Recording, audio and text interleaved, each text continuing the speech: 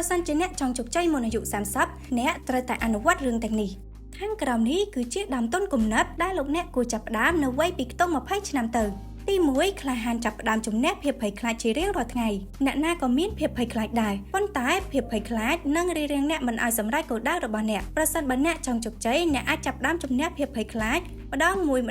មិនថាវាលំបាកយ៉ាងណានោះទេទី2ទទួលយកខ្លួនឯងគុំមើងងាយខ្លួនឯងព្រោះអ្នកក៏មានចំណុចពិសេសទោះបីជាមនុស្សជាច្រើនចូលចិត្តមើលតែផ្លូវអាក្រក់ក៏ដោយប៉ុន្តែវាអាស្រ័យទៅលើការគិតរបស់អ្នកនោះទេបើអ្នកគិតថាអ្នកអាចធ្វើបានអ្នកនឹងធ្វើបានទី3ហ៊ានប្រថុយក្រោយពីអាយុ30អ្នកនឹងមានភាពលំបាកប្រសិនបើអ្នកមិនចាប់ផ្ដើមពីឥឡូវនេះ